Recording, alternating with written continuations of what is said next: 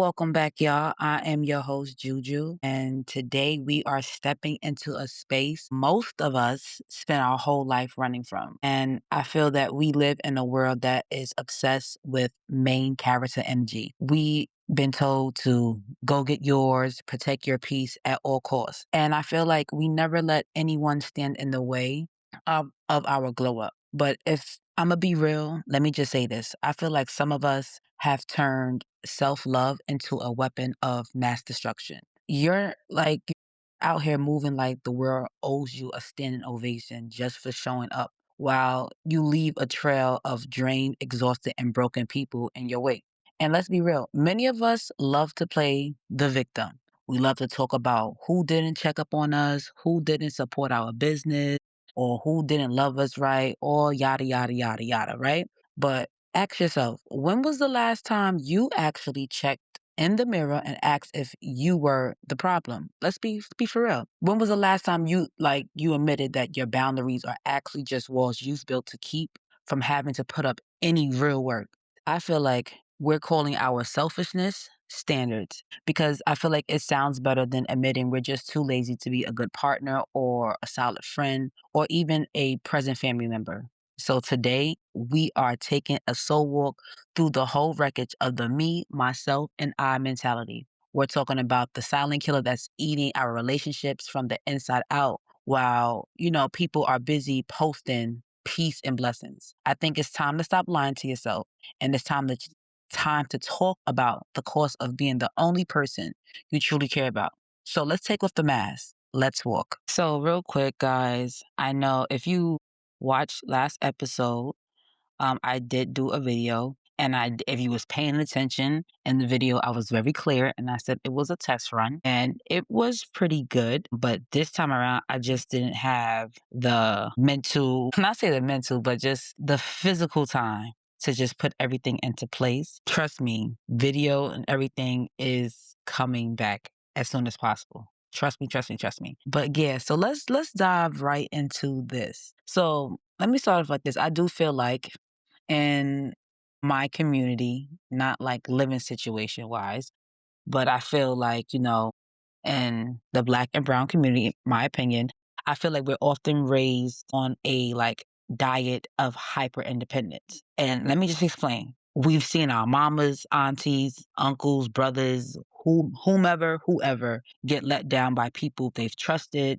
So I feel like we enter relationships with a guard up mentality. I feel like we call it being smart or protected, but the raw truth is that we're being selfish with our vulnerability. When we enter the room already looking for the next exit sign, which means we never really actually unpack our bags. But if we're going to be the type of people to keep one foot out of the door, it's just basically ensuring that we never want to get hurt, but we're also ensuring that the relationship never actually lives. Okay. And I feel like this selfishness manifests as a lack of effort. People are afraid to admit that they're withholding the best parts of themselves because they're terrified of the return of investment. So we think if I give you 100% and they only give me 50%, I look like a fool. So we intentionally stay at 40% to keep the power. But a relationship isn't a power struggle, it's a partnership. So when you're selfish with your heart, you aren't protecting yourself. I feel like you're just starving the connection until it eventually withers away from like malnutrition, to be honest. I feel like we have to realize that true intimacy requires the death of the I in exchange for the we. I think we have to stop treating our partners like they are suspects in a crime that they haven't committed yet. If you're still like moving like a single person while claiming to be in a union, checking options, keeping secrets, or refusing to compromise on the small things, you aren't independent. You're just being selfish with someone else's time. And I feel like, people are so afraid of putting the effort. And I feel like now we're in a time where people are just lazy as fuck. Do you get what I'm saying? Because people will sit there and have multiple people that they're speaking with.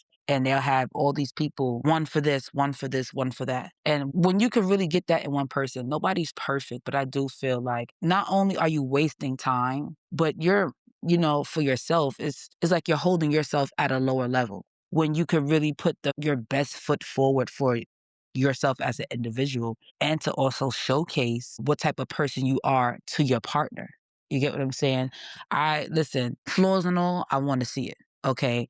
And I feel like you can't be 50-50 mentally, mindset wise with people because the uncertainty, it does leave a gap. So I feel like if you are unsure about what you want to do, leave people alone. Don't be 1 foot in, 1 foot out because eventually, like, you can't have your cake and eat it too. At some point in time, it's going to boil down to you cannot have your cake and eat it too. So I just feel like people just really need to be conscious of what type of person they are like disciplining themselves to be. Just because, a lot of our family members are growing up in a community where you've always seen, like I said before, your mama, your auntie, your uncle, whoever go through so much, or not even go through so much, but have really kind of like given up or kind of playing it safe. And or reality, you'll never know how far the potential of yourself or a relationship with somebody will go if you're going to always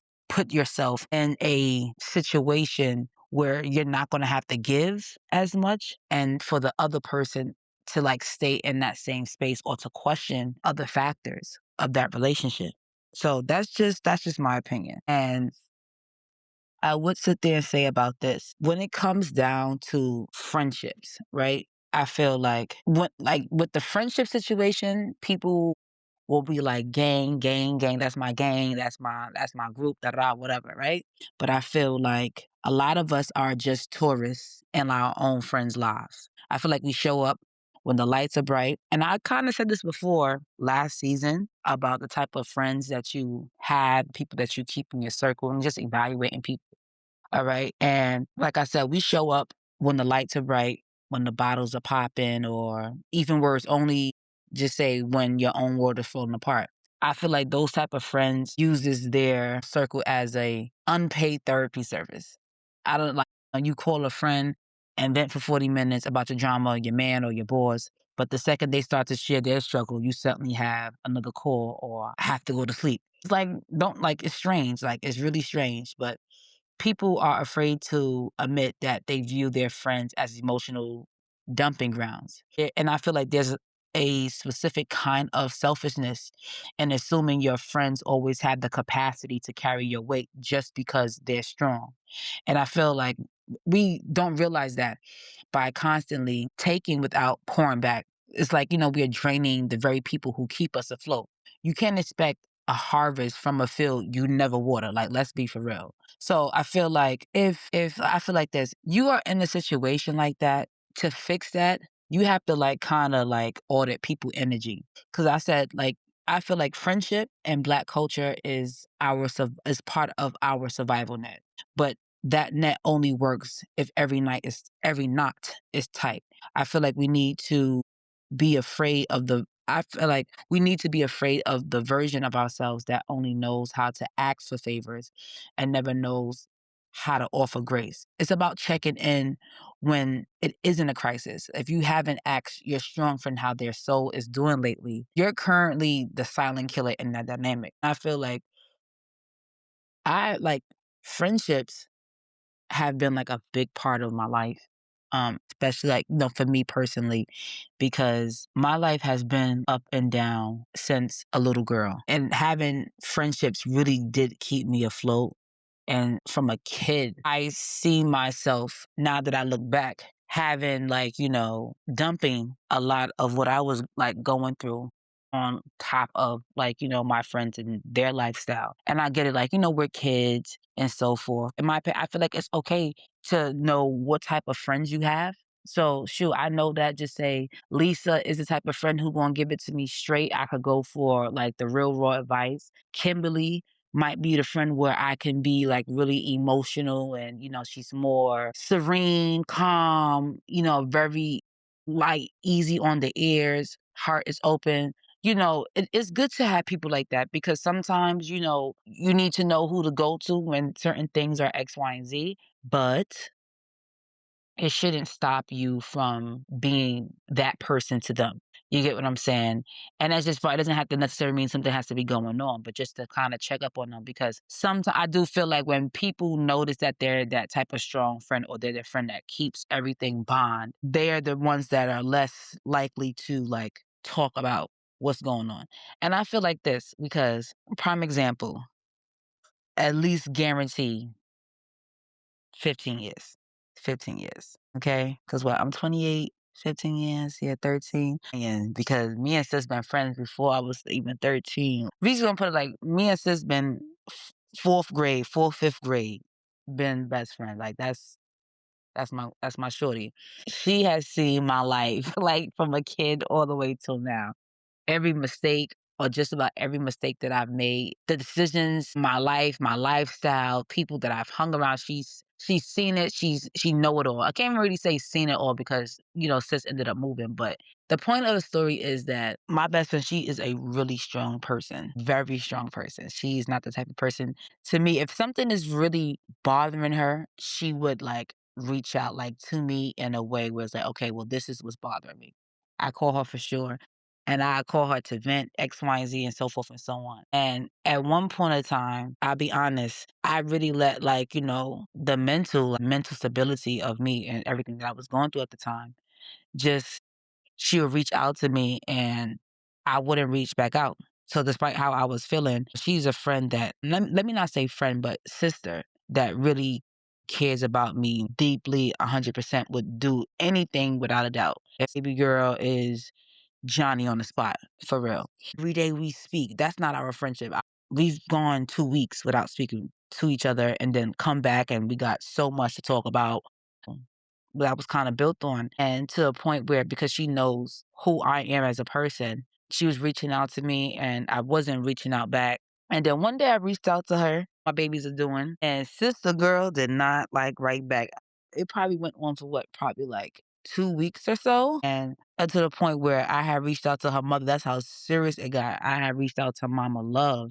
And I was just like, what is going on, like, with sis? Because sis ain't like, and she told me like, because, you know how your sister gets, like, she cares about you and everything. And the fact that like, she reaches out to you to see how you're doing. And when you don't say anything, imagine just how that makes her feel.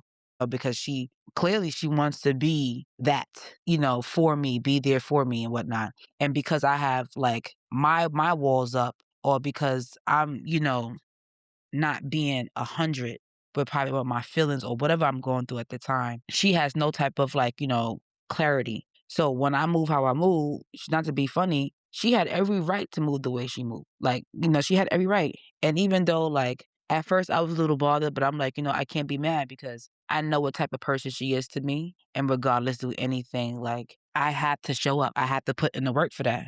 You get what I'm saying? I said honestly after that it was the last time that we will have to even go on about a situation or to have a conversation about a situation like that. You get what I'm saying? And I feel like, because when it come down to me, sis, always like I be crying boo hoo tears. You get what I'm saying? And I have to realize the type of person that I was being towards her. Like, besides, as far I'm not saying I wouldn't answer, like, if she needed anything or if she wanted to talk, I wouldn't be there. But when she's calling to check with me and I'm like, I'm just not in the mood or X, Y, and Z right now. I'm going through something right now. Yeah, that sounds nice and everybody goes through something. But to take the time out, just like she took the time out to have a conversation with me or just to check up on me. It'd be the little things like that. So on top of that, you don't even want to take things like that for granted because people just really be calling people nowadays to find out what the tea is and they on about their day.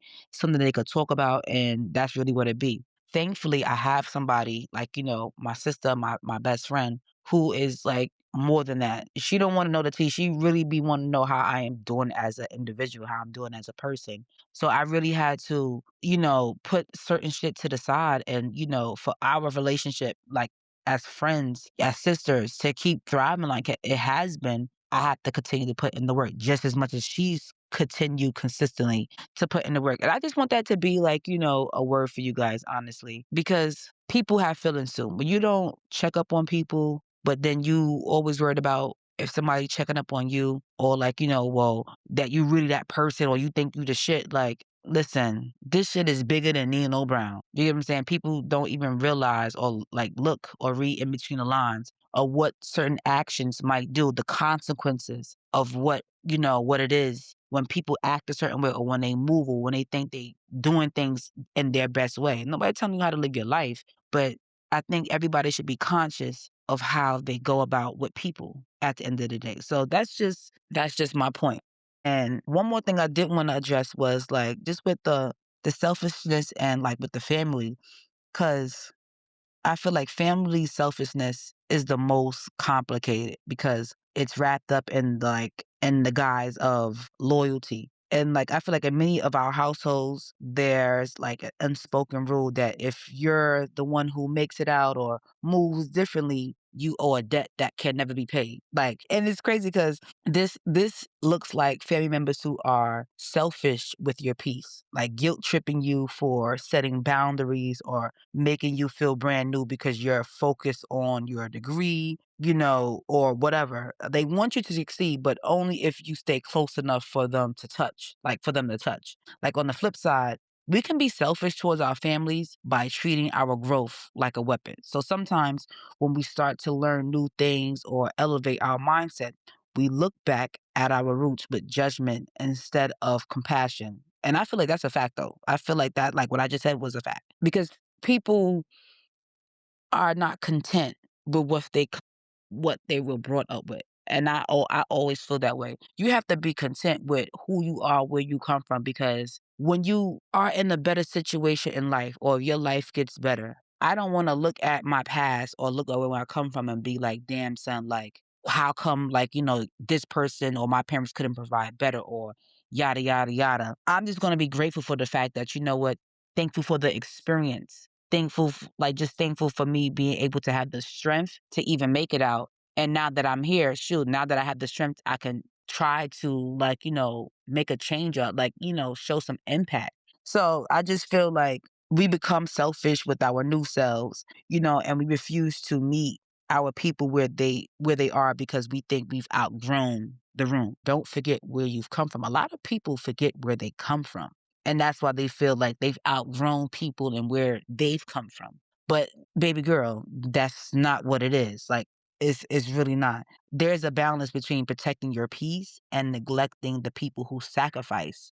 Admitting that sometimes our family is afraid of our potential because it shines a light on our own like stagnation. I feel like they aren't trying to hold you back, but they're trying to keep themselves from feeling left behind. You get what I'm saying? You can't carry everyone across the finish line, but being selfish with your destiny is sometimes the only way, I believe, to break a generational curse. So you have to be okay with being quote unquote the villain in the story if it means being the hero in your own. And I feel like currently right now, the whole thing with Glorilla and her sister, and I feel like personally, one, sis should have never even came on the social media saying X, Y, Z. You get what I'm saying? But on top of that, she's like, oh, boy, you got all the money now. You should be basically be providing for the mom, basically the whole family and whatnot. And don't get me wrong, she is entitled to her own opinion. You get what I'm saying? But I do feel like I don't know Glorilla. I don't know how her story like that or anything of who you are. I do feel like from one point of view, people can sit there and say that, but I feel like, that's their business. One, what if her mom didn't even want to stop working? What if, and that's her choice. But I feel like for the sister thing, maybe it's just really because you're not the one in the limelight and you're not the one that is performing songs and dancing across the stage. Everybody's not meant to have everything. But the thing is when you be content with who you are and know who you are as a person and be positive towards people, certain things wouldn't even fathom to come out people's mouth. You get what I'm saying? Why would I feel like at any moment that you wouldn't look out after me if one of us in our family really made it? It's not even me looking out for the money or anything like that. But shoot, I'm pretty sure if there was something going on and I needed it, whatever the case is, she probably would have been Johnny on the spot. And I feel like people like get so caught up with who people are on the outside rather than knowing like how to fucking fluctuate and how to maneuver internally. Get your inside together first before you can even like project or even be looking or trying to be something on the outside. You know what I mean? So I feel like overall that whole situation was wacky. And I feel like if anybody's even going through any type of situation, they family with like selfishness, and just in that type of spider web, I feel like, a conversation definitely does need to be had because, you know, pa family doesn't even understand, like, shoot, if you have a gift, definitely showcase it. And that's the whole thing about having the village, okay? Because the village is not, a village is not supposed to go everywhere with you. But a village is basically, okay, well, it's a multitude of people that really help you elevate to where you are trying to go. You get what I'm saying? So if you're not going to be positive, you need to get the fuck up on out of here. And that's just listen, I said it, Juju said it. Okay, because we don't need no type of selfish ass family members, no selfish ass friends, no selfish ass partners. We don't need none of that shit. Okay, this is 2026. Some motherfuckers gotta grow the fuck up already. This is just like straight up. Y'all gotta grow the fuck up already. Okay, listen. If you want to see your children do good, or whatever the case is, and shit, if they want to buy you a fucking house, so fucking be it. But be proud. I'm not saying you might not have a little twitch like, I know this motherfucker didn't. Hey, it is what it is. You get what I'm saying? God sees all. Please leave it in God's hands. Because when motherfuckers realize that money's involved, niggas will move wacky real quick. And it ain't even all about that. I just want the love and support of my partner, my friends, and my family. Genuinely. Just genuinely. You get what I'm saying? So I really hope like people are understanding, like, shoot, put the real work in. Stop putting up walls to put the real work in. Stop making excuses to put the real work in. Have these conversations with people to let them to see if they're wasting your fucking time or not. Because my thing is like, don't be with people because they feel good. Be with people because you know. You get what I'm saying? Because feelings come and fucking go. They do. Feelings come and fucking go. Well, what you know about this, that is a fact. That is a fact because what you know, listen, just say the word number has been spelled the same way. That's what you know, right? Number, number, right? It ain't changed or nothing. So you know that number is spelled that way. See? What you know, that's a fact. You get what I'm saying? Be with people what you know, because nowadays the feelings will creep on you, and then one minute you feeling next this way, and then the next minute you feeling this way. Be with somebody where you know. I don't even want to be with nobody who I'm feeling, and then next thing no. We gotta do better. We gotta be more mature. We just have to make better decisions. And trust me, you will see a difference. Okay. I want really everybody to just be like their best version of themselves to themselves and to other people. Okay. So you feel me? All right. So yes. So lastly, I'm just gonna do for real quick for the score segment. Okay. I just want you guys to look back, like at your call log from just say from the last what?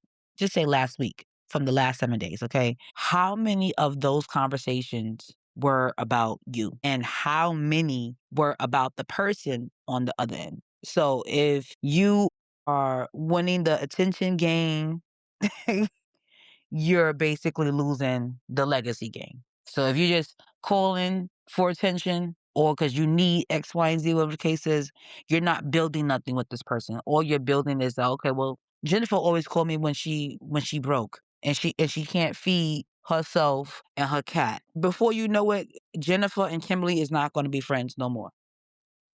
But shoot, I promise you, if you were, hey Kim, I was just calling to see you, see how you were doing. Okay. The third time, "Oh, yeah, Kim, I'm just calling, cause girl, I was thinking about you. You wanna go sit there and get some tacos for Taco Tuesday next week?" "Okay, here come next week Tuesday." This is call probably number 5 now. "Oh, hey, girl, well, I would love to still do the Taco Tuesday for you, I mean, with you, okay? But shoot, girl, these bills got me kinda, like, fucked up right now. I had to pay da da da." "Oh, girl, don't even worry about it. I got you." You see the difference? You see the difference? You get what I'm saying? Versus a different scenario where if Jennifer always reaching out to Kimberly because she broke, whatever the case, X, Y, Z, da da da, and when Taco Tuesday come around, Kimberly like, "Oh god, like this bitch always broke. Now I gotta like, you get what I'm saying? Now the tension is just different.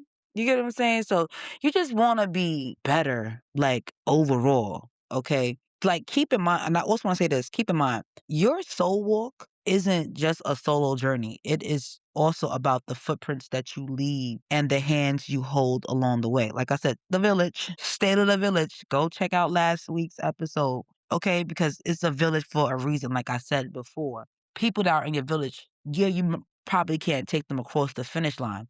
These are people who help you elevate in life to get where you're going. Okay? That's and that's all I am trying to say. That's all I'm trying to say. Okay?